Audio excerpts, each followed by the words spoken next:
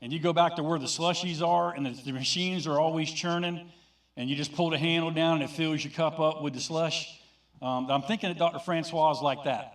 And everything's churning and it's burning. You don't know exactly what you're going to get. But I know yesterday morning, 2 services, the way he started out each service was totally different. I thought he was preaching 2 different messages, but by the end of the service, he delivered the key points for in both the first and second service that just lined up perfectly. But he's brought 2 powerful messages. I'm looking forward to what he's going to bring tonight. I'm grateful for Rick.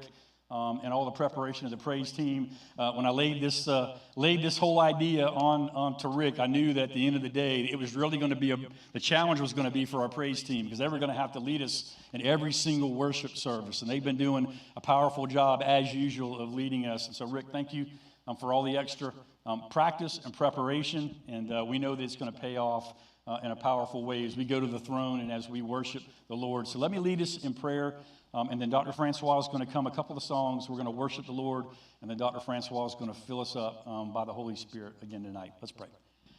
Father in heaven, Lord, I thank you for every single soul that is yours that is here tonight. And Lord, I also thank you, Father, for maybe the some that may be here tonight that may not know you as their Lord and Savior yet. Maybe tonight is the night of their salvation, the day of their salvation. I pray, Lord, your Holy Spirit would just have his way, that he would move in the way that only he knows how, and that's in power. And that, Lord, you would draw each and every one of us closer to you. And so, Lord, I thank you for our praise team. I thank you for David and the folks in the back that are running the sound booth. And, Lord, for all of our folks that are in the back watching over our children for us, Lord, making it possible for the rest of us to be filled and to have our cup overflowing tonight, Lord. Thank you for each and every person that's made a series of revival services possible. I do pray that that's exactly what they'll be. There'll be revival services, regardless of whether it's like fireworks or whether you just do work inside our hearts and our minds, one soul, one person at a time, Father. May you grow us. May you transform us. May you draw us ever closer to you. And I pray now in everything that we say and do, with all the giving, the financial gifts and offerings that, Lord, you provide to Dr. Francois through us tonight. I pray, Father, for the prayers. I pray for the songs that we sing, that you would be pleased with every bit of it. In Jesus' precious name, amen. Amen. Good evening. This last day, we've been challenged to really just seek being in the presence of the Lord, and it takes a lot of intentionality. And I gotta say to you, I mean, today, maybe God's just given me some awareness of things that, the daily activities of what we go through. It's like, okay, God, lead me in these things here, what I say, what I do, the time I spend. And so I pray that we're leaving everything off to the side. When we come in here into the sanctuary, pray that we can come and see the Lord and hear the Lord, be in the presence of the Lord. And it takes purpose for each of us to let our souls go to him. So let's stand and let's lift up that song and seek his face.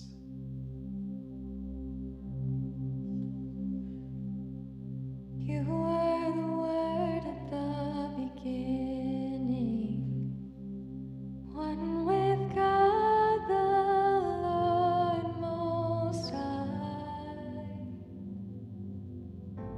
Your hidden glory in creation, now revealed in you are Christ. What a beautiful name it is. What a beautiful name it is. The name of Jesus Christ, my King. What a beautiful name it is. Nothing compares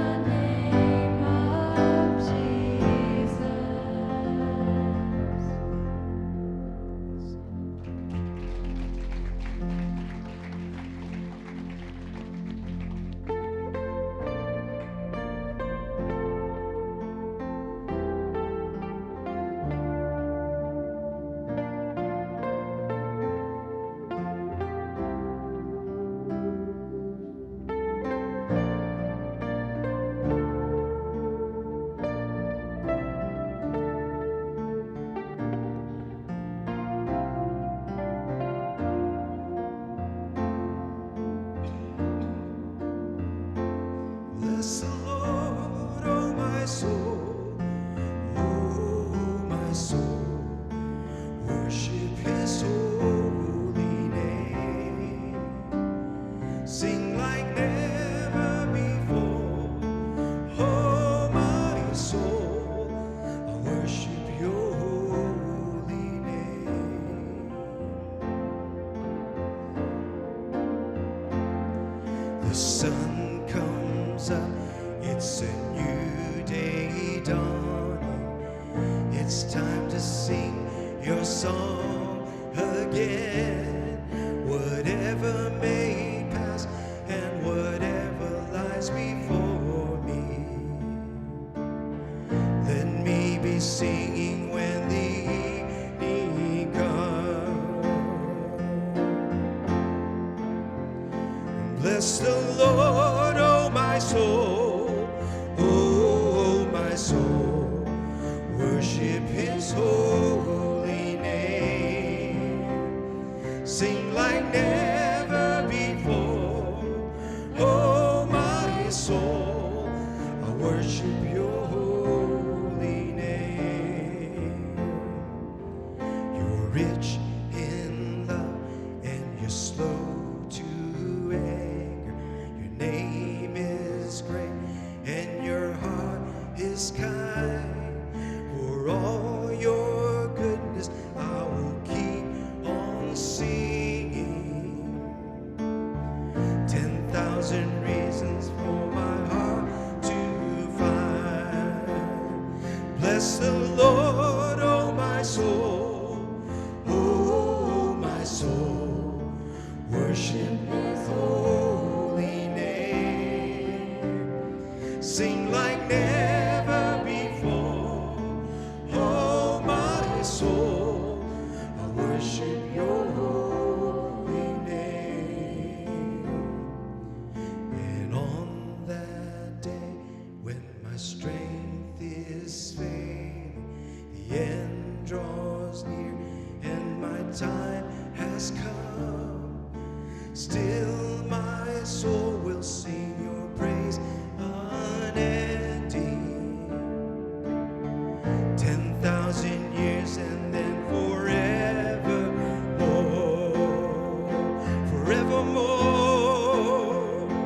Bless the Lord, oh my soul, oh my soul, worship his holy name. Sing like never before, oh my soul, I worship your holy name. Bless the Lord, oh my soul, oh my soul, worship his holy name. Sing like never before, oh my soul, I worship your holy name. I worship your holy name. Lord, I worship your holy name. Amen. Amen. Thank you, Lord. Church, let's just lift up a prayer to him. He hears each one of our voices. We come into the presence, Lord, of the Holy One. So, Father, we thank you, Lord, that Lord, you are the God of all ages, from the very beginning, Lord, into forever and eternity. Lord, you're holy. And so we thank you that we can come together tonight, Lord, and hear you, to read your word, Lord, to know that your word is living, it's active, and it has the power, Lord, to save. And so may we come, Father, with our hearts bowed to you. Lord, teach us, speak to us, Father, change us. Lord, help us, fill us with your spirit, to, Lord, to want to have that desire, Lord, to spend time with you every moment we have. It's in Jesus' name we pray this. Amen.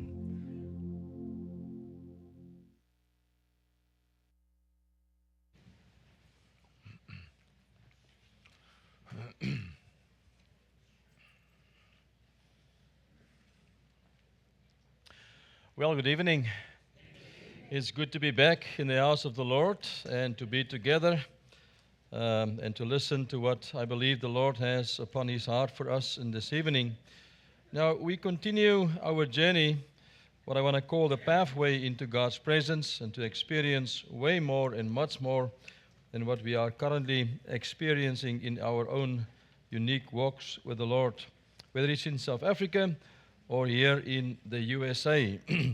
Now, last night we looked at a message about the place and the path that God has in mind for each and every one of us, and we have seen that God wanted to use Moses, but then He revealed to him, when He spoke to him at the bush that was burning, that he need to realize that there will be a place of meeting that is very important in this journey with Him. But also at the same time, at the bush that was burning, Moses experienced, when God started to reveal him step by step, that He's going to take him on a journey. He's going to reveal to him things as they continue in their walk with the Lord. And I will share something more about that tomorrow night as we spend time together by looking at Moses again tomorrow night, but especially the man that God wants to use, especially in such a time as that we are living in. So Moses, God knew his name. He got his attention. He talked about the dust in his life and the other things that I mentioned last night, but also that the Lord spoke to him about Abraham and Isaac and Jacob. And I haven't mentioned that to you last night, but you can study that in your own time. So you have your Bible. We can turn once again to the book of Exodus, chapter 3. And I want us to look at God's purpose and God's plan that He has in mind for Moses and also for you and for I as we reflect upon the truths that we will be reading again tonight. Let's just read together from verse 6. And moreover, He said, I am the God of your father, the God of Abraham, the God of Isaac, and the God of Jacob. And Moses hid his face, for he was afraid to look upon God.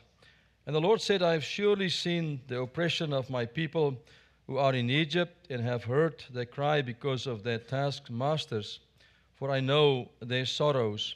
And so I have come down to deliver them out of the hand of the Egyptians, and to bring them up from that land to a good and large land, to a land overflowing with milk and honey, to the place of the Canaanites, the Hittites, and the Amorites, the Perizzites, the Hivites, and the Jebusites. Now therefore, behold, the cry of the people of Israel has come to me, and I have also seen the oppression with which the Egyptians oppressed them. Come now, and therefore I will send you to Pharaoh, that you may bring my people, the children of Israel, out of Egypt. The verse of Scripture that I want us to look at tonight is the verse that we see in verse 8. So, it starts with the word so. That means what is about we read is very, very important that comes next. The Lord said, I've come down to deliver the people of Israel out of the hand of the Egyptians and to bring them up from that land to a good and a large land. I want to speak to you about this tonight, God's intention or God's purpose coming from this verse especially. And I want you to look at that from that perspective tonight as we reflect upon this.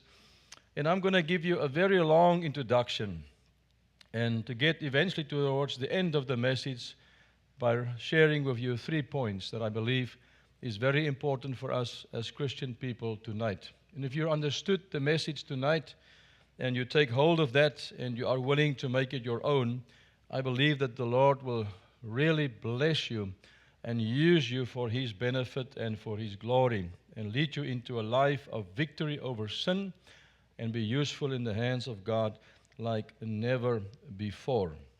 Every year, around this time, in the next 2 weeks, we will celebrate what we call Easter all over the world. In America, in South Africa, the Jewish people will also do that. They just call it something different. And as they celebrate that, they celebrate the day that God has delivered them out of the hand of the Egyptians. So every year around this time, they have a special celebration in Israel. I've been there 2 times over these weekends in many, many years, and I have seen a tremendous amount of people when you find yourself in Jerusalem in those days. There are thousands and thousands of people over that weekend as we walk with the Palm Sunday Road and also with, and just to celebrate what has happened many years ago. So that's what they celebrate. And so what we do is, as Christian people, we also celebrate Easter weekend. We also look back at the time that we are saved, especially when Jesus has died on the cross of Calvary for you and for I. And so the Jewish people celebrate that by looking back at the deliverance from Egypt. The Christian people are looking back over this weekend as Jesus dying on the cross, and we celebrate the resurrection and what He has done for us, and therefore open the gateway for us to be with the Father one day forever and ever in what we call in heaven. But that's where that stopped for many, many Christian people. And if you look at this verse of Scripture in verse 8 again, it doesn't speak about the fact that we need to celebrate Easter, because God's intention is way more than that.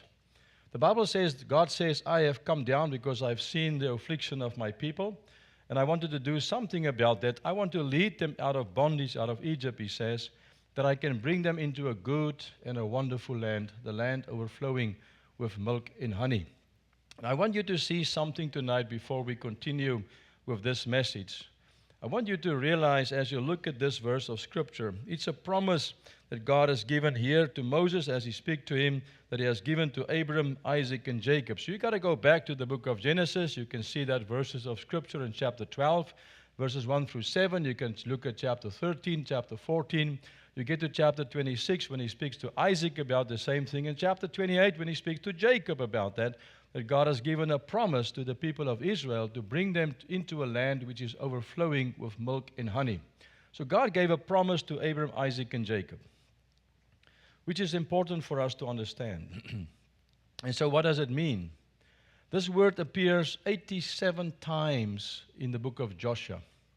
In the book of Deuteronomy, 200 times. And if you add the other chapters like Genesis and Exodus and Leviticus, the word to enter the land another 50 times. So 337 verses of Scripture that speaks about the promised land. And so I want to read you one verse of Scripture coming from the book of Deuteronomy, chapter 6. I want you to turn there if you have your Bible, and then you can read that with me, because I think it's very important for us to understand the intention that God has in mind, and then somehow we can connect that with our own lives. It starts in verse 21 when Moses said, he said, "And then you shall say to your son, we were slaves of Pharaoh in Egypt, and the Lord brought us out of Egypt with a mighty hand. And the Lord showed signs and wonders before our eyes, great and severe, against Egypt, Pharaoh, and all of his household." Look at verse 23, an amazing verse of Scripture. "And then he brought us out from there, that he might bring us in, to give us the land of which he swore to our fathers." And if you take that verse of Scripture alone, you see God's intention is not to leave Egypt. It is to enter the promised land.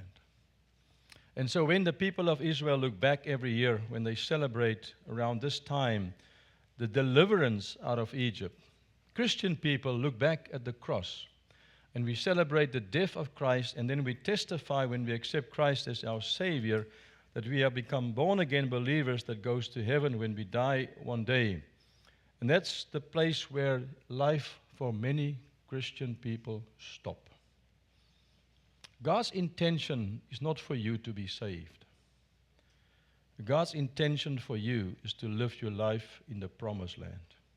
And so the question tonight when we start is not the question, have you exited Egypt?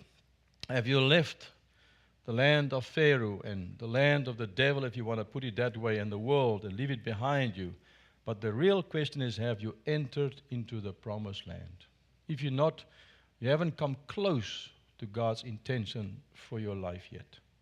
And that's what this message is all about tonight. And I want us to look briefly at some of the locations of Israel. As you look at their lives, you'll see that they find themselves in Egypt, the land of the Egyptians and Pharaoh. So Pharaoh was their head, and it's a typical, a picture today of where you find yourself in a condition that they're not saved and born again, where the devil actually is your father. The Bible says this in John chapter 8, where Jesus said the Father is the father of all lies because he's our Father.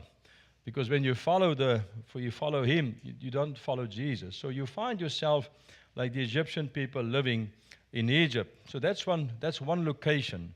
But then there's the location of the wilderness where they walked around for 40 years. And then you talk about the promised land, and then the Babylonian Empire eventually because of the captivity, because of their sin. So that's the 4 locations of the people of Israel, if you study the Old Testament.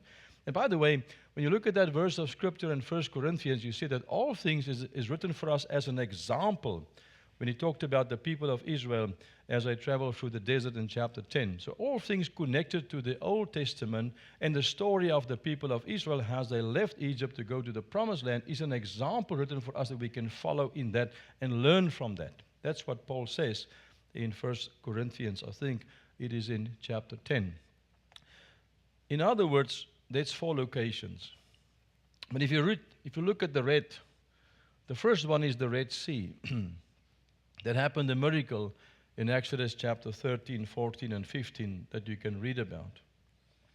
And so they've left Egypt, but they were still in Egypt. And the moment they cross over to the Red Sea on the other side, they can look back and they can see some of the armies of the Egyptians being killed in the water when God closes the waves upon them at the Red Sea. And then they were set free to be on the other side. And for us as Christian people, it speaks about your born-again experience when you get to know Jesus Christ as your Savior, and you just know because you've turned your back upon the world. But the moment you've left Egypt and you've crossed over the Red Sea, and you know that there was a moment that you accepted Christ as your Savior, what comes next is that season in the wilderness. If you will really read the story, you will find that it wasn't God's intention for them to be 40 years in the desert. In fact, he brought them to a place to teach them how to worship and to get the law. And in the same time, he sent out the spies to go look at the land. And they came back with a negative report. Only 2 has a positive report. But from that moment, they were supposed to go into the promised land. If you walk from a place called Goshen into a city called Kadesh Barnea, it's an 11-day walk. If you walk from there to the promised day, you can read this in Deuteronomy chapter 1. So if they would have walked straight from Goshen into the promised land, it would have taken them a month and a half to get there. But because of unbelief, God took them a different route, and they end up 40 years in the. It wasn't the intention to be that long in the desert. He just wanted to teach them the law and how to worship and then take them to the promised land. But because of unbelief and disobedience, they spent all those time and those years in the wilderness. But what happened at the end of the wilderness? Before they are able to enter into the promised land, there was a Jordan River experience waiting for them. And then when they enter through the Jordan River, they can look back at the experience that they had, but now they are in the promised land. And so what is the meaning for us as Christian people tonight as we look at that? And I want to talk to you briefly about that tonight, because I want you to see something. And I want to encourage you to become a student of this life, because I can lead you into a prayer tonight, but it might not mean anything to you because you're not hungry for that or desperate or want to have a life like this, but maybe you do. But it'll be good for you to learn about this life before you trust the Lord for such a life, what we call the normal Christian living. I want you to see something. 337 verses of Scripture. For God's intention is not to leave Egypt and to be saved at the Red Sea, as we look back at the cross. Not even to get stuck in the wilderness, either for 3 weeks, 4 weeks, 5 weeks, or even up to 40 years. God's intention is not to come to the Jordan River. It is to enter into the promised land. That's very important to understand that tonight. But what happened at the Jordan River? Let me tell you. For 40 years, as the people of Israel were walking inside the desert, and every time when the pillar of cloud and fire is lifted up and the fire and the cloud is moving, the people, they break up the camp and they start to follow the pillar of cloud. And so when the cloud stops, they put around the circle, the north, the south, the east, the west, and they pitch up the tents, and they put the tabernacle once again in the middle with the Ark of the Covenant inside in the center of that crowd, of the camp. But here at the Jordan River, for the very first time ever, the position of the ark is changing from the inside to the front. The position was always in the center, except at the Jordan River. Now you can read this in chapter 3 and chapter 4 and chapter 5 onwards from the book of Joshua that speaks, it's a wonderful book to read and to study. It speaks about the same principles almost as from the book of Ephesians, but it talks about the position of the ark. And we know the story how the Levites had to take the Ark of the Covenant and move it towards the water, put their feet in the ground, and the water will open up and they will walk through. But that was the first time ever that the position of the ark changes. And so let me tell you something. What's important is not what you possess that will make the difference in your Christian life. The possession of Christ in your heart when you accepted Christ as your Savior. It's not possession that matters. It is all about the position of what you possess that matters. Because many people testify they're born again, they're Christians, they're saved, and they know that, and when they die, they will go to heaven, but they don't live a life of victory. They live a life of defeat in their Christian lives. But here at the Jordan River, something amazing happens. The position of the ark changes. And if you look at chapter 3, 4, and 5, there's about 10 references that speaks about the Ark of the Covenant. And we know that reference, it speaks about Jesus Christ. 10 references about the Ark of the Covenant that is going to move from the center towards the front. And it goes inside the river first. And as it stands, as the people walk towards the other side, they have to keep their eyes upon the center of the Ark of the Covenant, which is Christ. And then they would find themselves getting safely to the other side. Why did they have to keep their eyes upon the Ark? Because the Ark of the Covenant becomes the door to all the promises that God has given to them to take it in. Jesus Christ is the door to all unclaimed promises. He is the one that will give us the direction. He is our protection. If you look at what the Bible tells us in that passage in the book of Joshua, he said you need to keep your eyes upon the Ark of the Covenant, which is in the center of the Jordan River. Why? He said, because you will be walking on places that you have never walked before in your life. You will enter an area that you have never seen before in your life. And the normal Christian life is a journey with God, where God will take you on a journey and expose you to all kinds of stuff that you have never seen before until you can reach the fullness of what God has in mind. But the position of Jesus Christ needs to change in your life from the center to the front.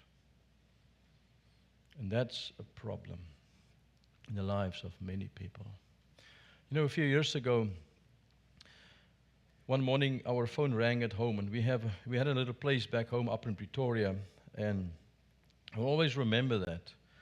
And so the plumber phoned us and said, you need to come quickly, and because we had to phone the police to come to your home. And so we weren't there, so we went back home. And there was a young girl that came to visit a family member that rented one of the rooms in our home back in the day, and she came to visit her, and she stayed with her for a couple of days, and then the drainage system got blocked.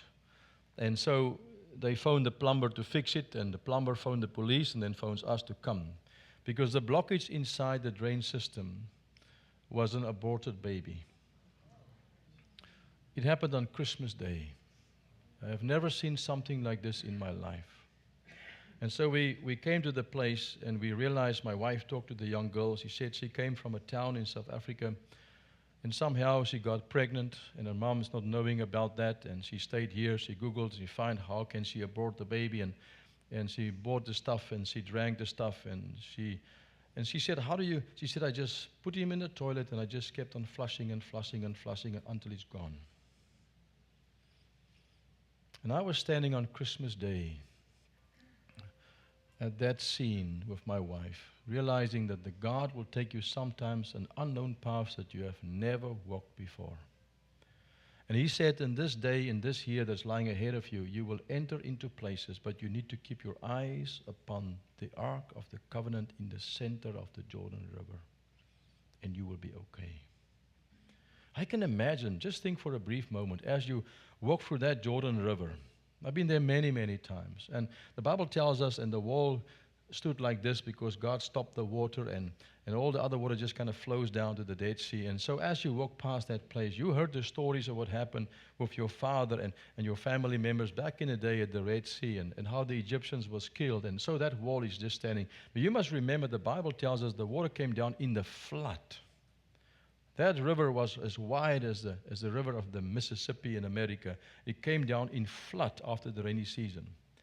I was standing there in April of 2013, where you can see the level of the water after the rainy season. It is wide. And that thing came down and stopped right like this. So it's building up a wall tremendously high. Now I can imagine as you walk past that river, you just keep your eyes upon that ark, but at the right, you kind of look towards the right, because you know that thing can collapse any moment. But he said, as long as you keep your eyes upon the ark, about Christ, you will be okay. What is the point I want to make? God's intention is not for you to be saved and to be born again and to miss hell and to go to heaven and to be baptized or to speak in tongues or whatever the case might be. God's intention is to live in the promised land. You can see it. And for us to get to the promised land, it means that the position of Jesus Christ needs to change in your life, from the center to the front. It only happens when you make an absolute full surrender, not to Jesus Christ as Savior, but to Him as Lord and Master, because there's a difference between the two. And so when you are saved and born again, I'm happy for you. But let me tell you something, there's more.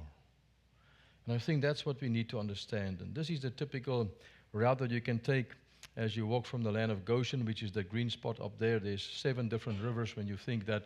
But there's about 5 left. 2 of them has just disappeared in the sand because of the droughts. But that's the land of Goshen. And so they find their way all the way down to the Mount Sinai.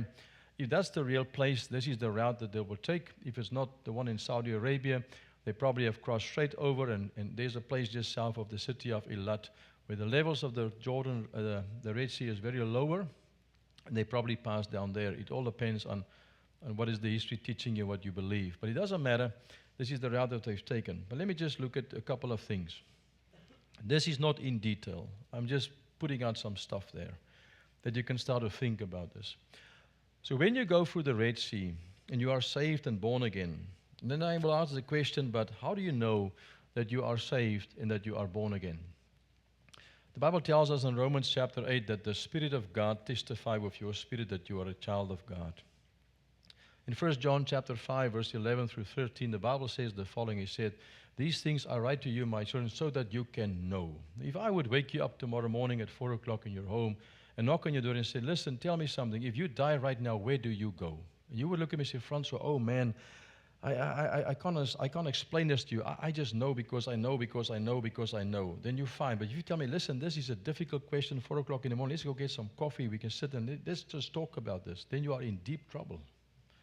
You need to know, because He gives you the peace and the assurance of the heart that you will never doubt this. Your life is changed, Paul says in 2 Corinthians chapter 5. The old things that I've done, I don't do this. Everything is new. There's 6, 7, 8 different things. When I talk to people about salvation, and after they have accepted Christ, I always go back and check those 6, 7 things to see if they will start to bear the fruit of repentance because they accepted Christ. If they don't, they haven't really been born again yet. Because there's no doubt ever. But that's something different. But then they find themselves as Christian people living in what I call the wilderness. What is the life in the wilderness? The Bible speaks in Hebrews chapter 3 and 4. He speaks about the spiritual rest. So there's the rest of death when we die one day. But then there's the rest that you enter what we call a Sabbath rest. If you have a Sabbath day that you spend some time resting. But then there's the spiritual rest that the Bible speaks about. That you come to a place where you rest in the fullness of what Christ has done for you and start to live and allow Him to live your life through you. That the Bible speaks about in Hebrews, that speaks because of unbelief and disobedience, they've missed the promised land and had to be in the desert, in the wilderness for 40 years.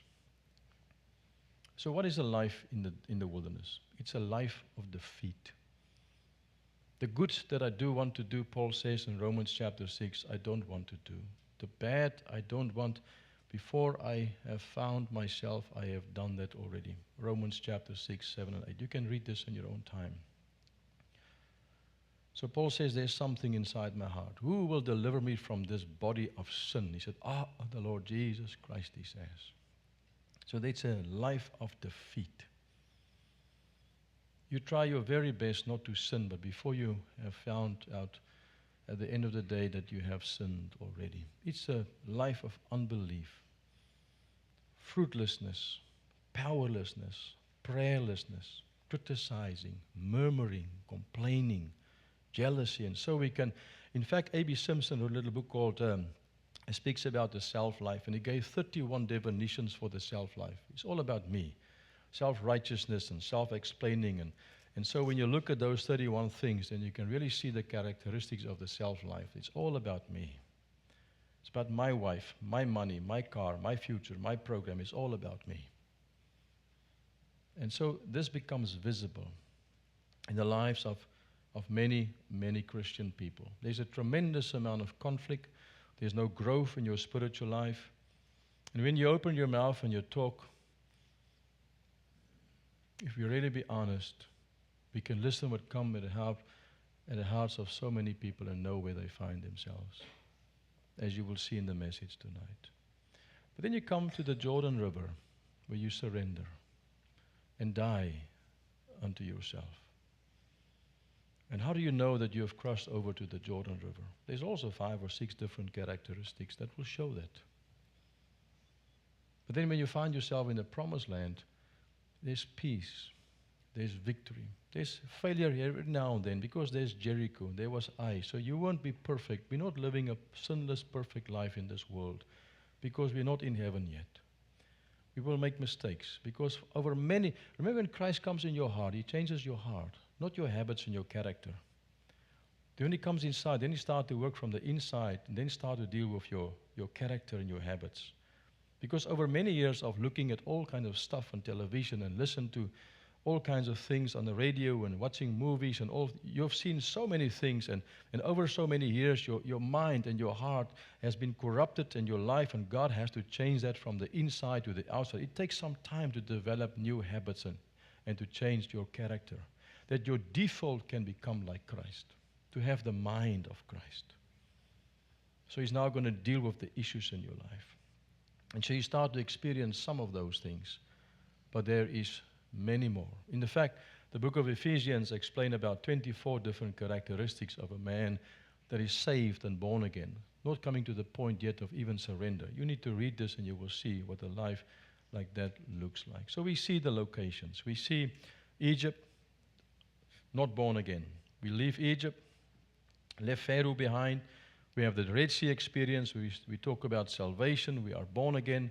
But then sometimes there's the wilderness life. And God uses those moments and times to bring you to the end of yourself that you can realize there's something wrong in your life.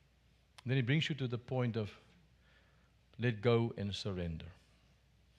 Then you find yourself on the other side of the Jordan River with a new experience and a new life with Christ. And then he will take you deeper. Then sometimes in those moments, he will take you back to the wilderness, but now it's a different experience.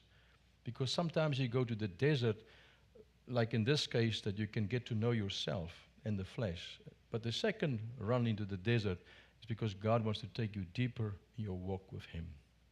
You need to understand that. Let me tell you something.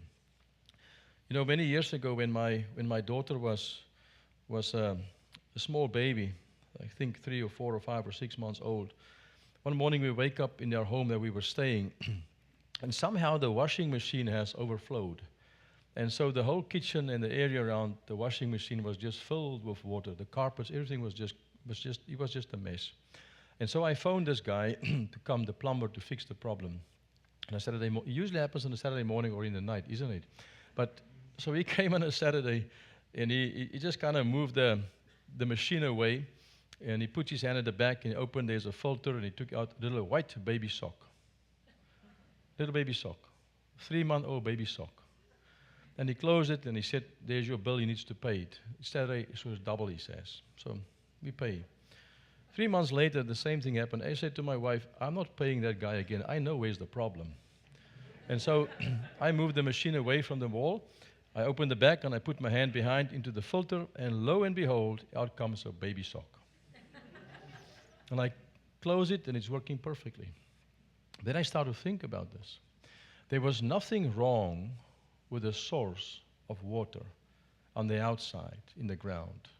There was nothing wrong with that. There was nothing wrong with that pump that pumps the water from the ground into the wall and through the wall into the machine where you find the washing machine. There was nothing wrong with the washing machine. He just wanted to work. He needs water and some powder and some dirty clothing, isn't it? And so we put in some dirty clothing, we open the thing for the water and put in the powder, but nothing works because the pump is not working, because on the filter of the pump was a blockage, the white baby sock. Let me give you another story, and I'll explain that. I was preaching Friday through Thursday night in a local town called Zeerust. Friday night, Saturday, I was teaching on quiet time. Then Sunday through Wednesday, Thursday was a meeting about prayer. But they put me in a place to stay, and over the weekend it was quiet because the kids have left to go back to their homes. It was a place where the kids stay over the week because the farmers, they put their kids in a place in school and they go back. And so the weekend it was empty. But as I was taking a shower the first morning, the water was ice cold. The hot water did not work. So I said that to the pastor when he came to pick me up. He said, that's probably because of what happened with the stuff that's inside the water. There's a tremendous amount of chemicals in this area. And so I look at that, and I see, but there's nothing wrong outside with the pump and the waters inside the building. There's nothing wrong with that big pipe coming through into the shower, that the head was on top of me. But the problem is the one from the hot water has found a blockage inside the pipe. And so the hot water could not get out. There's nothing wrong with the shower head.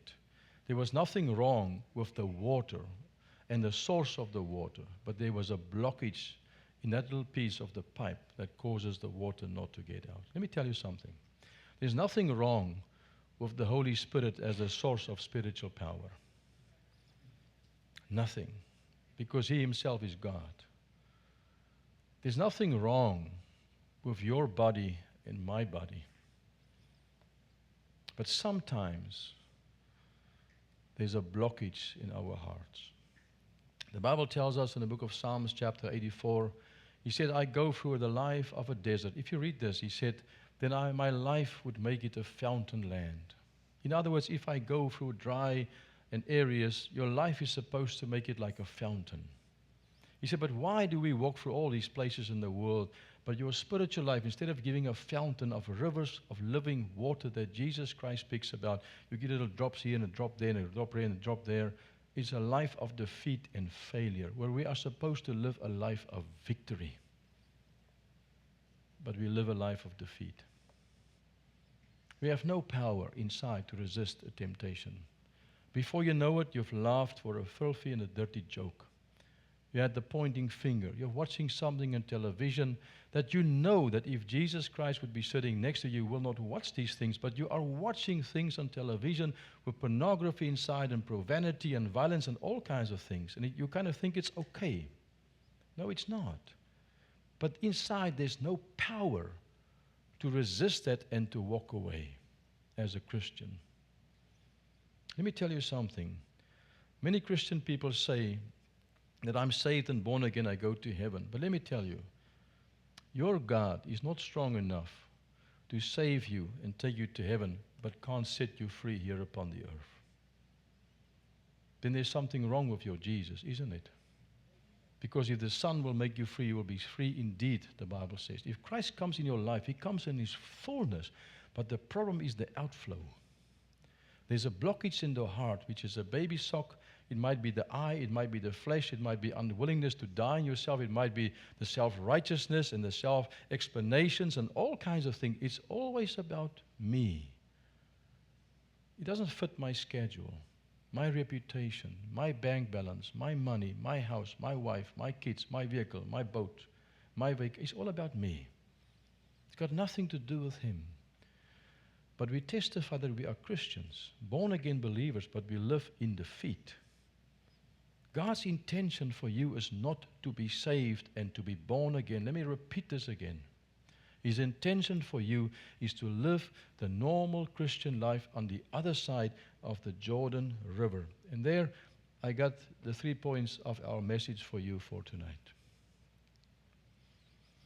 And luckily, that clock is broken, so I don't know what time is it now.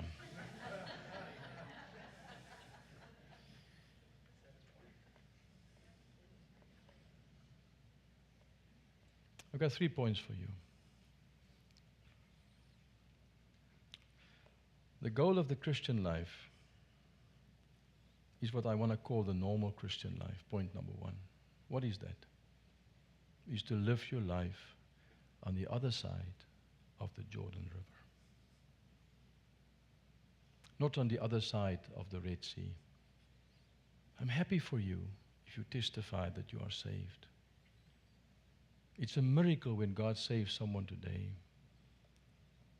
When people get to know Jesus Christ as Savior, and they know it, and you can see the change in their life, and all things have become new, the Bible says. It's exciting to see that today.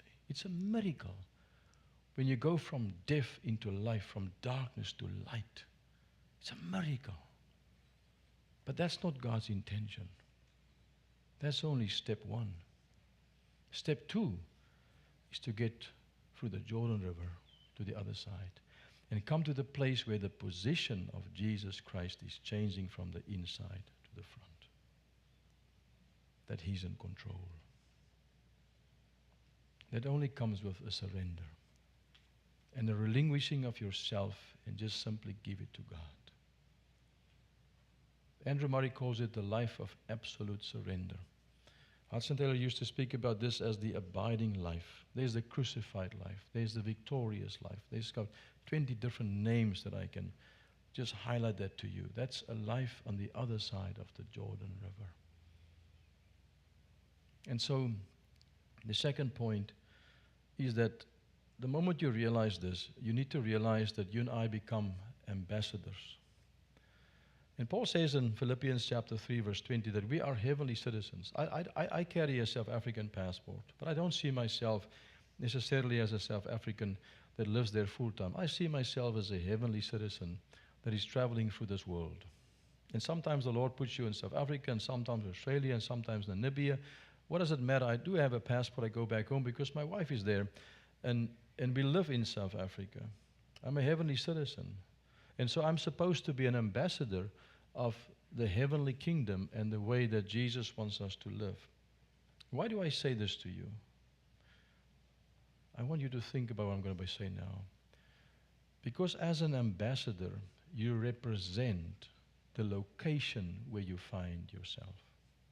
And if you are living in Egypt, the characteristics that your life and the fruit that you will bear that will become visible for all to see is the characteristics and a life which become visible as an ambassador in Egypt. And the sad thing about this is everybody knows that you are there except yourself. But let's say you are saved and born again. And you know that you go to heaven when you die. But you haven't crossed over yet. And you wander around in the wilderness. That life also becomes visible because you are a representative of the region where you find yourself. Now I know I have been tarrying long enough in South Carolina, Georgia, and Alabama. When I start to speak and use words like over yonder and fixin' and fixin' to go, and you're all, then I know it's time to go. Because you have an influence upon me. Now, the point I want to make is you represent the location where you find yourself spiritually. And everybody knows that you are there because they see and they come in contact with you in the way that we behave and speak and react sometimes when there's pressure put upon us. You know, when you think about Peter, for instance, tonight, on the day on Pentecost when something amazing happened with Peter, and even just before the day of Pentecost, Peter's name was in the book of life, Luke chapter 10, verse 20. He was in the inner circle with Jesus Christ. He saw miracle upon miracle upon miracle that happened. He came to a moment in his life, he said, Lord, I will go with you wherever you go. I will even die with you. And Christ said, you don't know what you are saying, because before the end of this day, you will deny that you know me. He said, I swear I will not do that. And you know what happened next. But then there was the day of Pentecost. That is the moment that Peter came to the end of himself and received the fullness of the Holy Spirit, and where the position of Jesus Christ changed from center as Savior to the Lord and Master, to the point where Peter, when he dies, he said, you need to crucify me, but not like my Lord. And Peter was crucified upside down. You should read the story. But what happened in Peter's life? Acts chapter 4, 16 visible characteristics become visible in his life the moment you restart to read chapter 4. 16. Can I give you a few? Number one, Peter became a man of the Word. For 3 years, this man was walking with Jesus, but you never see Peter reading Scripture or spending some time in the Bible on his own until chapter 4. He suddenly quoted 2 verses of Scripture. You never see Peter pray for 3 years as he walked with Jesus. For 3 years, he never prayed. But the moment God touched his heart, he became a man of prayer. Chapter 4, verses 27 through to verses 31 is just a prayer that he was praying. And how do I know that our people is in the wilderness? Because it's a life which is prayerless. There's no hunger to spend some time with God. There's no desire to hear his voice. But the moment he comes in his fullness, because the Spirit of God is a spirit of prayer and supplication. And suddenly, you can see there's a change in a man or a woman's life. Let me tell you something about my daughter. A few years ago, I was traveling from the country of Ireland back to South Africa. And as I was flying from Belfast to London, and from London back to South Africa, 3 men broke into my home in South Africa. Illegal immigrants from Zimbabwe. And for the next few hours, they kept my wife at gunpoint with a knife against her throat. And also, there was a friend, his name was Philip, that visited with us that evening. And they put a rifle against his breast, and they pulled the trigger, and the bullet got stuck in the chamber. And so they were looking for drugs and alcohol and money and rifles and all kinds of stuff. They could not find anything because it's the house of a missionary. But as I tried to make contact with them at 9 o'clock that evening before I was flying from London, there was no response to the call, because in that stage they were busy with these robbers in our home. When I arrived the next morning in Johannesburg, my wife came running to me. The police left my home at 4 o'clock that morning. And so my wife told me the story and what has happened. And so how God protected them because of a verse of Scripture and a prayer. But that's not the point I want to make tonight. Maybe I'll tell you the story one other day. But my teenage daughter was only 13 years old. She came from the shower that night with her night clothing on. And she was about to be raped and killed by 3 men from Zimbabwe.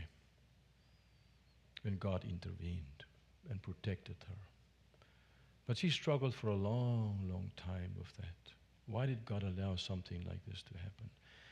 And one time there was a weekend youth camp. And she said, and so my wife and myself, we dropped her off at the place, and we spent 2 nights in the guest house waiting for her. It's about 4 hours away from our home. And she said, when she came back Saturday, she said, Dad, Friday night, the pastor shut down all the lights. And there was a cross in the front like this one. And so he put a candle in front of the cross. So you only can see the cross and the shining of the light. of the candlelight against the cross. And he said, if you have anything in your heart that you need to ask the Lord to forgive you, why don't you come and just kneel at the cross in darkness? Nobody can see. She's only 13 years old. And she said, Dad, I was kneeling at that cross and I said to the Lord, I'm angry. Why have you allowed things like this to happen? And I asked him to forgive me and just to fill me with himself. We drove back that Sunday. She told us the story inside the vehicle. I did not say anything to her. Monday morning at 5:30, I hear the alarm clock go off in the room next to our main bedroom. It was my teenage daughter of 13 years old. She got up. She took her Bible and she started to read and spend time with Jesus before she went to school in the morning. Let me tell you something. You need to look at these characteristics of Peter. How do I know my people don't find themselves at a good place and they find themselves in the wilderness? It's just watching to see how they relate with the Bible and with prayer and their hunger to be with Christ, because the Spirit of God came to reveal Christ. And I traveled to many places in the world. But when I look at people, I see where they find themselves. I know what is the potential of what can be.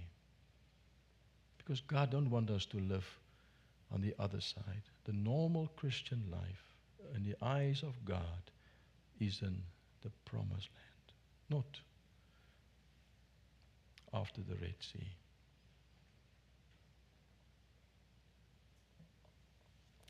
And so, to be an ambassador, that means you bear the characteristics and the fruit. Your life bears fruit. It becomes visible.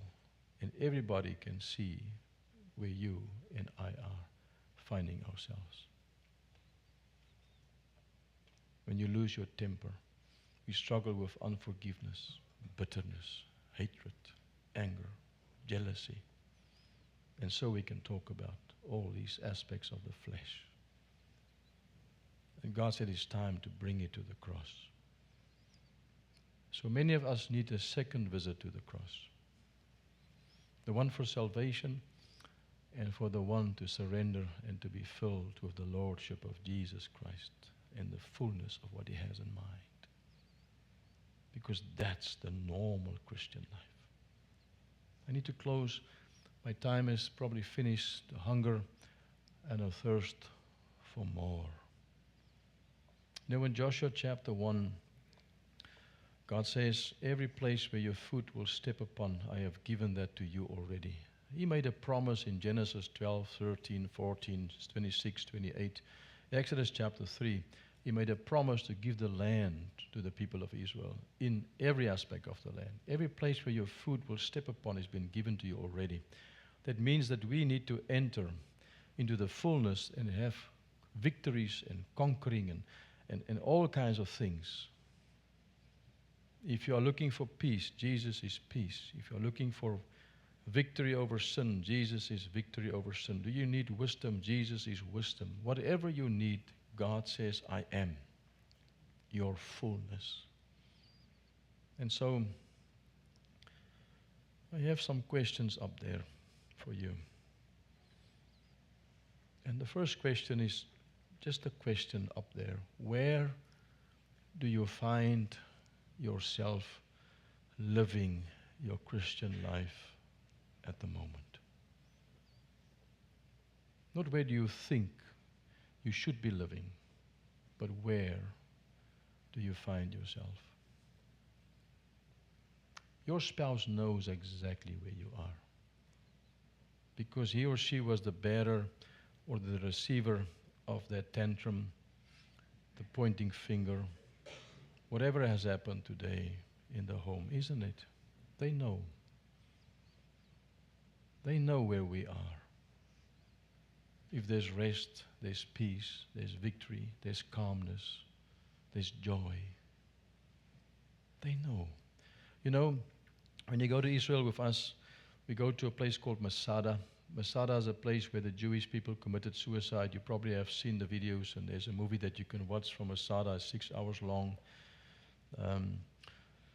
But when the soldiers came from the Romans and they built those camps around the mountain of Masada, they were there for a very long time.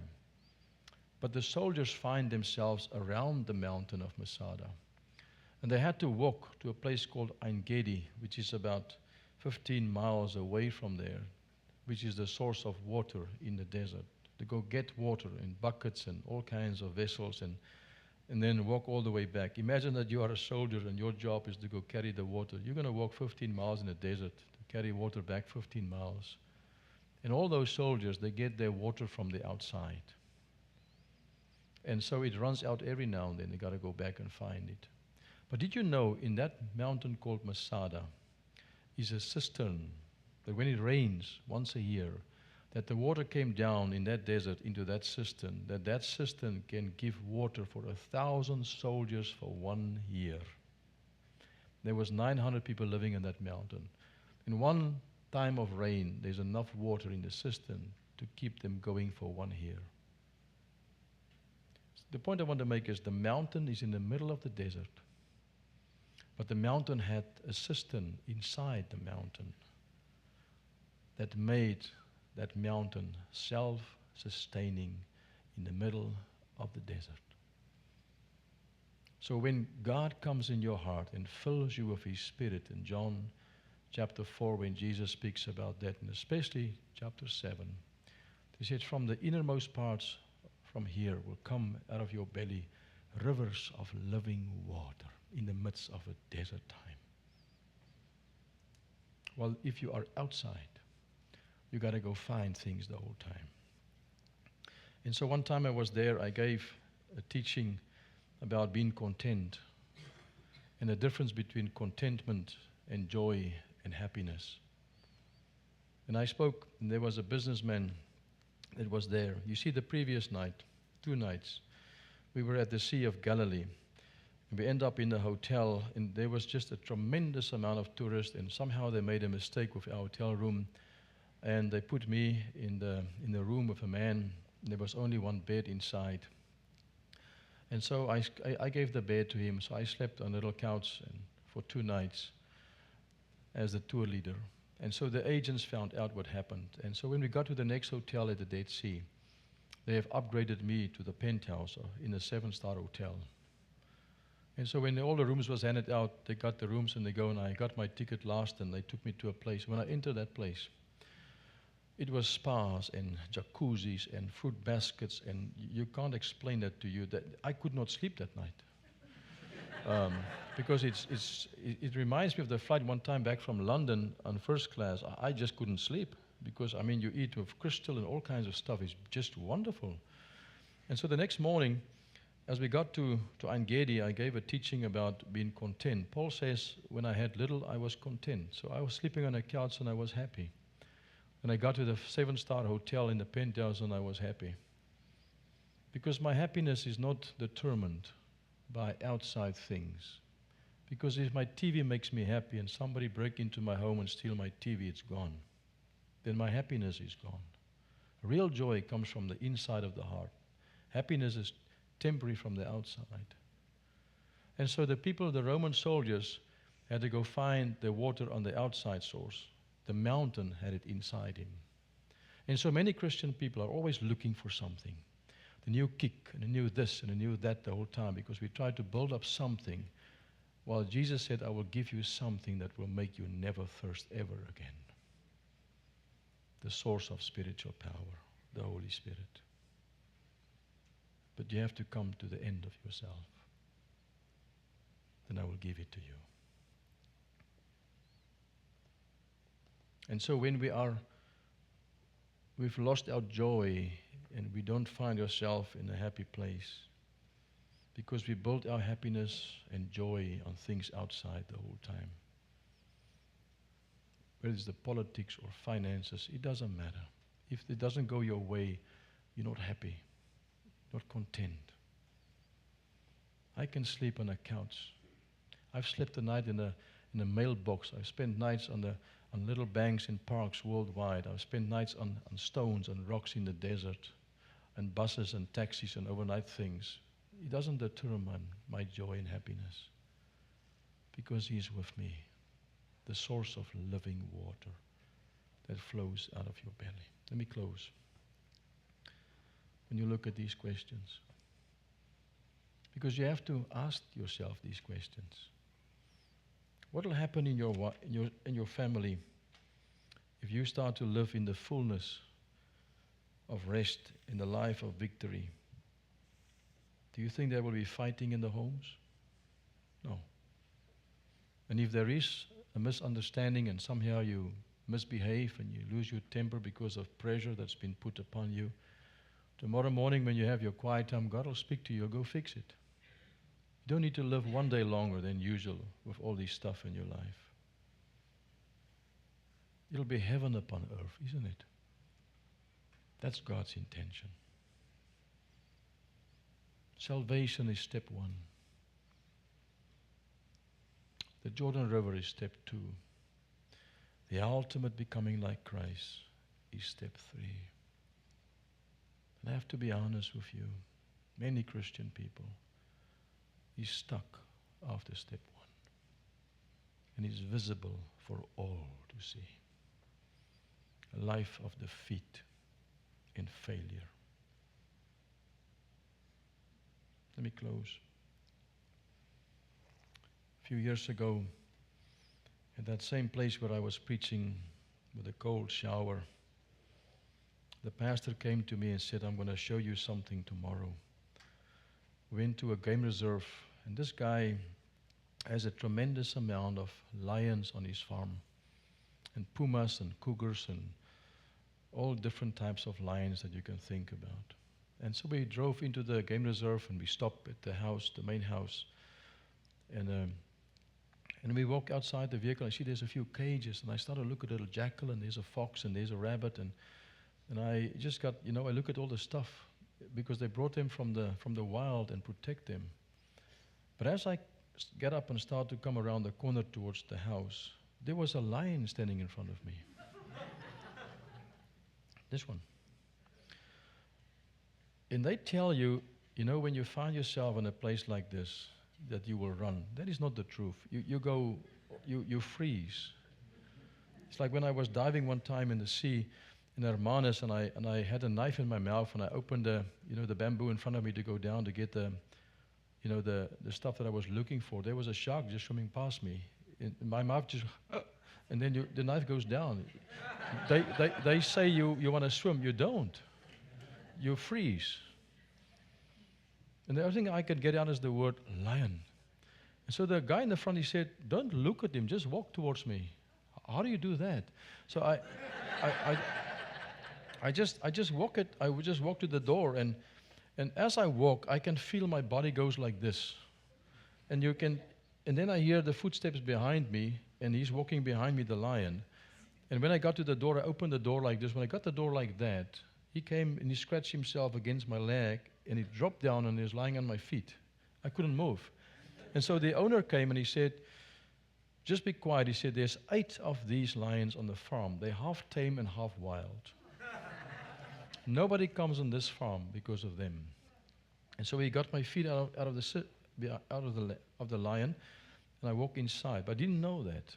But in that moment, I just wanted to run. In desperation. Then I realized something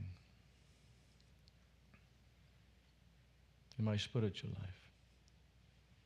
God has brought me to a place that I've become so sick and tired of defeat and failure that I became desperate for more of Him and victory over sin. Paul says in Romans chapter 6 through 8, he said, the good that I want to do, I have not done it. The bad I don't want to do, before I have found myself, I have done it. God brought me to a place of desperation. And one day, on the 1st of January, a long time ago, I was kneeling in my study in Pretoria, and I came to the end of myself, and I saw myself in front of that cross on Calvary, dying unto myself. I said, Lord Jesus, no more. No more. I give up. I'm sick and tired of trying. Just come live your life through me. I'm at the end of myself. It's impossible to live the Christian life, but it's possible for Christ to live his life through you if you allow him to change the position of Jesus in your life from the center to the front. And so maybe the Lord is busy with you. He's the one working behind the scenes, allowing things to happen, to bring you to a place of desperation and being sick and tired of failure and a life of defeat and sin. Because there's more. And the moment you get up from that knees, when you relinquish yourself in an absolute surrender to the Lordship of Jesus Christ, and you get up from your knees, it might not look different for many people, but in the heart, God have removed the baby sock and replaced it with himself. And let me tell you something. The people around you will know immediately what has happened. There's no more failure. There's no more impatience. There's kindness. There's a willingness to ask forgiveness, to go the distance. And so I can tell you all the stuff that will happen with you, just like Peter. And so we are here tonight.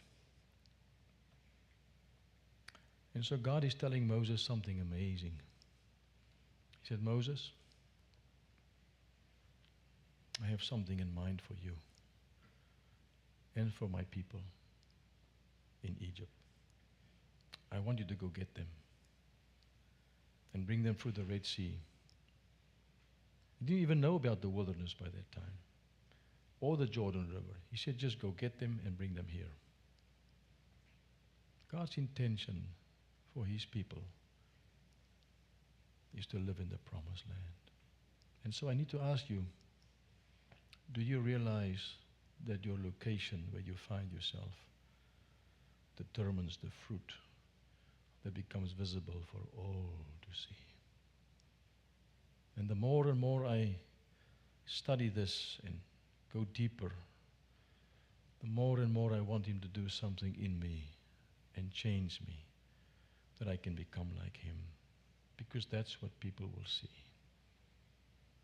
But it only happens when you allow Jesus Christ to change his position from the center to the front. Now, I know nothing about you, but I know that there are some of you here tonight that might testify that you are saved and born again, and you know that you are. But it might be also that you know, and those around you, your friends and family members, know that you are living a life of defeat. And you don't want to live like that anymore. And that feeling in your heart is he working in your heart a desperation, because he knows there is more. And so the question for you tonight is, one, do you want to remain where you are? Now, some might be still in Egypt, and that's good, you are here. But let me tell you something, not for long. If you keep on coming to church, at some point you'll cross over the Red Sea. God won't allow you to stay where you are. Otherwise you would not be here. But there are people that testify about salvation, but at the same time live a life which is on this side of the river. He wants you to be on the other side. I can't force you to go there. I can only show that to you. And then ask you at some point to make a decision about that. I can make that invitation tonight. And I believe you probably will respond. But maybe you must go back first and settle this with the Lord. Because this is not just a prayer that you pray. You know, a pastor in South Africa, one time a man came to him. He said, "You need to pray for me." He said, "What's your problem?" He said, "I'm smoking. I want to stop smoking." He said, "Let me pray for you." He said, "Lord, if this man goes back tonight and he touches a cigarette, that you would kill him." He said, "You can't pray like that." He said, "Ask the Lord to take it back." He said, "No. Kill him." The question is, we always ask for prayer and for help, but are you desperate enough that you are willing to leave it behind? And if not, then you are not ready to what God has in mind. Amen. And so I'm going to ask the Lord to make us desperate and to lift up the beautiful, beautiful picture of the Lord Jesus Christ in front of you and put your life in front of Him, and that He will convict you of everything that is not like Christ and bring you to the point that you are willing to say, "Lord, no more. Here I am." Then God will fill you to capacity. And then you will experience things that you have never experienced before. A tenderness with God that you have never seen before. This is not a quick fix. That's why I don't want to make the invitation. I want you to go back and think about this and say, "Lord, I don't want to live there anymore, but here. And I'm ready." Let's pray. Father, we thank you for tonight. Thank you that your intention and your purpose is not just for us, but for all people to make our way into the promised land. Lord, 337 verses of Scripture, where God says is to get us out of Egypt so that He can bring us in. And Lord, the plan that you've made is that you've raised up a man called Moses, Lord, to take the people by the hand and to lead them to what you have in mind. And before Moses was able to do that, he had to go through that himself, as we have seen last night, to remove the shoes from his feet. And so, Father, tonight, you know the hearts of each and every one of us here. You know where we find ourselves, the location of our spiritual lives. And Lord, you know that there might be one or two or more that think that they are already on the other side of the Red Sea, but they still find themselves in Egypt. Not 100% certain that they are saved and born again. And every time when we speak of heaven and hell, they feel uncertain. And so, Father, I pray for those tonight that you would bring them to a place that they would realize that they are destined to go to the place which is far away from you, and that they are in need of you, a Savior, and that they will come to acknowledge that before you and say, "Lord, I need thee," and that they would open their hearts and their lives to accept and to receive the gift that you have given to us so freely, that we can be saved by grace. And that they would know, because they know, and from this moment onwards, that they will never doubt again their salvation of what you have done for them. But Father, even tonight, as we reflect upon this, our people, many of them don't find themselves at the place that you have in mind.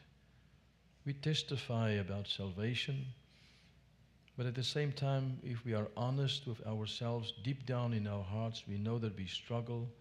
There's failure, there's defeat, there's all kinds of things that comes to the front that we struggle with. And we know that we are not where we are supposed to be. But Lord, tonight, maybe you have just revealed a glimpse of that we can see and understand. That we have not entered the normal Christian life yet, where you want us to be. And so, Father, I can only pray that you would prepare our hearts, and that you would bring us to a place that we are willing to submit and to surrender, and just to relinquish ourselves into your hands.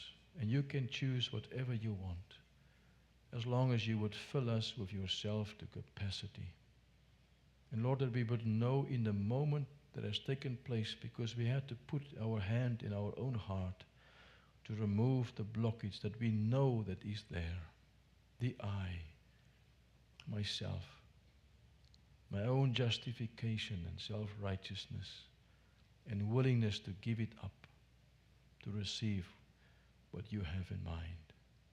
And so, Father, I pray, prepare us and bring us to that place of surrender, that you can fill us with yourself, not just with Jesus as Savior, but through your Spirit, where Jesus can become the Lord and Master, because that's why you came. And Father, for those that might be living their lives in the promised land, that you would help them and grant them victories over victories and growth over growth, and that they would go from glory to glory, where you would change them day by day to become more and more like your Son, the Lord Jesus. And so I commit myself and us tonight unto you, asking, Lord, that you would help us to reach our very full potential. And one day when we pass away from this life into another, and you open the files in that cabinet up in heaven, is that our lives here upon earth will match with what you had in mind in heaven. It will be a perfect match, because we have entered and lived the normal Christian life and bear the fruit and the characteristics of the location where we find ourselves, with a hunger and a thirst that will never end to become like him. And so I commit all of us unto you. And even as we leave this place, Lord, let this not just go by the wayside. And as we sleep tonight, that your Spirit will take these things and put them together and draw us unto you and convict us in whatever way you think it is needed. And that you would lift up the beauty of Jesus Christ, even in our sleep, and that you would put our lives in front of that picture. And oh, Holy Spirit, that you would remove everything that is not like him, to the point where people can see that. And so I pray that you would help us. And may it pleases you then to find within us someone that you can trust, through whom you can work. And Lord, that we can lead thousands and many people into this life, the normal Christian life that is available for all. And you are just waiting to pour that out and to give it to us. But the question is, are we willing and are we hunger and desperate for more? May it be so for each and every one of us. In Jesus' name I pray. Amen. Thanks, David.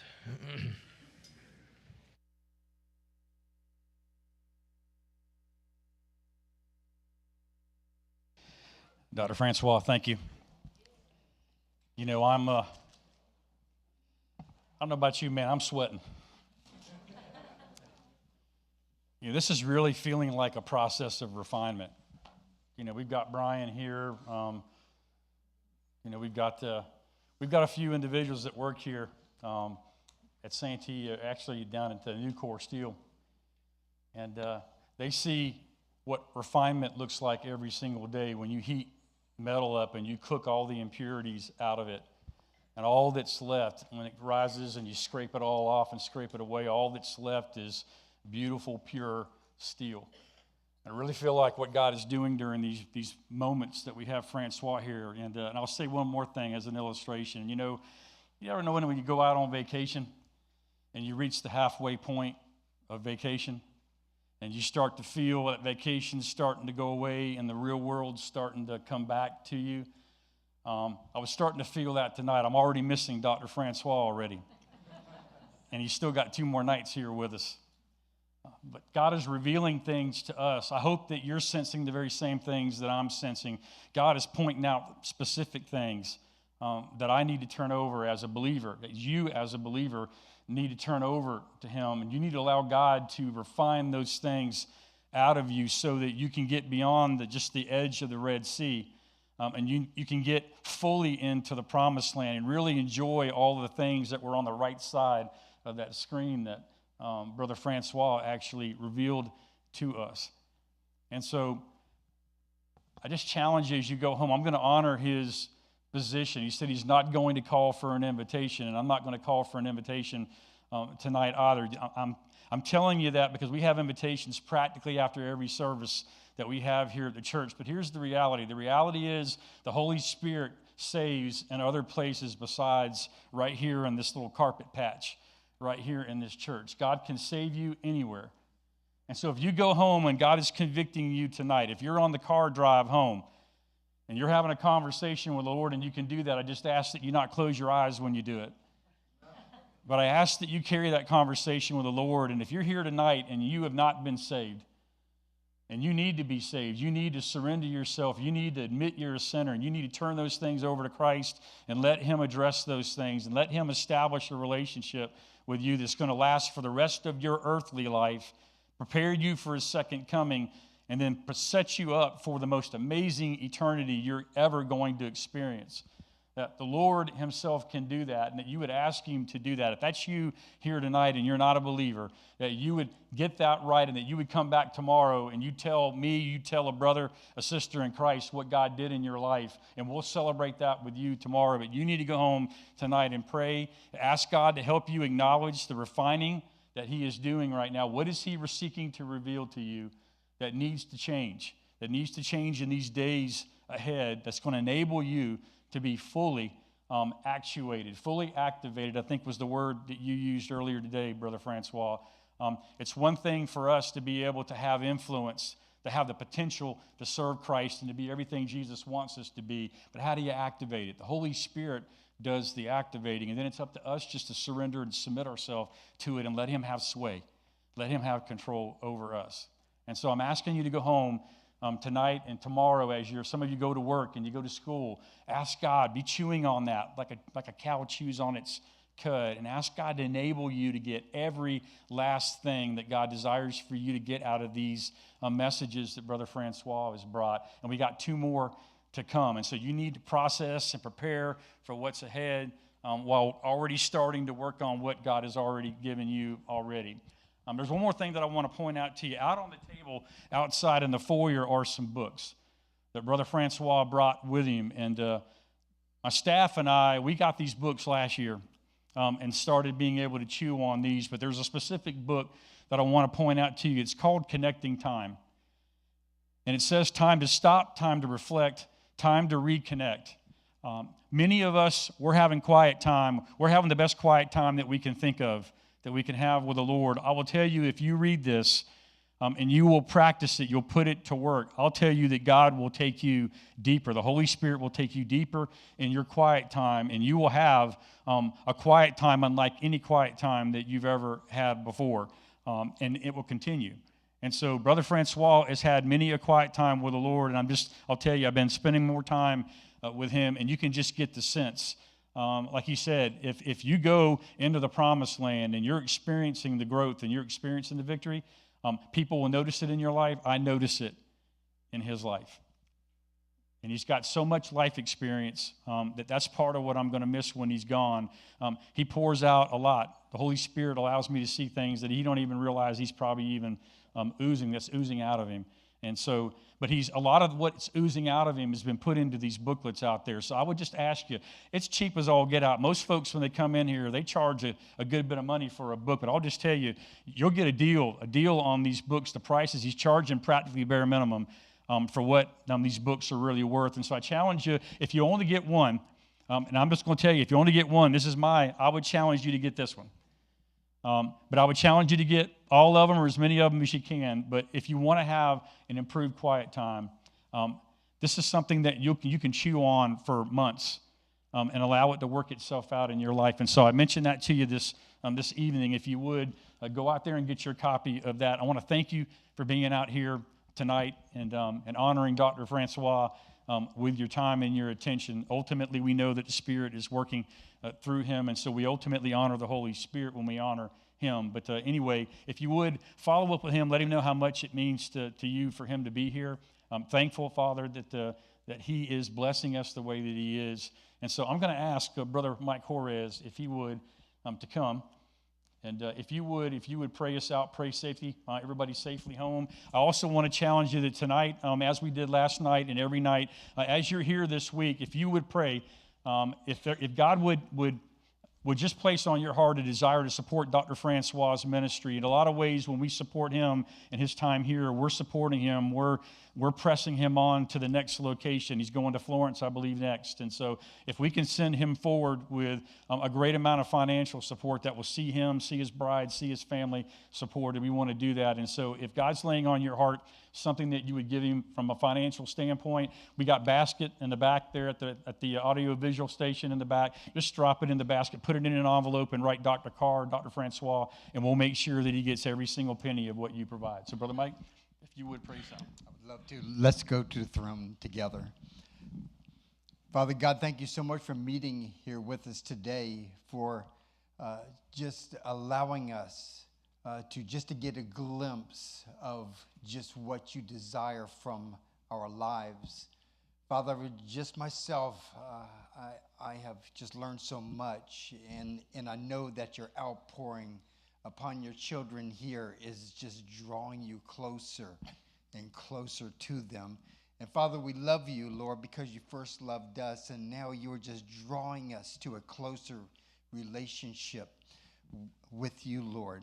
And Father, we know that change can be scary for us, but Father, the peace that is now living inside of us through the Holy Spirit, Lord, just encourage us and take us to that next step of courage to walk into this promised land and to have this victorious life that you desire for us.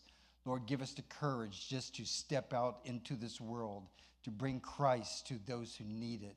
Lord, you are moving. Give us the courage just to follow you. We ask all this in the name of Jesus. Amen. Thanks for coming. Y'all be safe.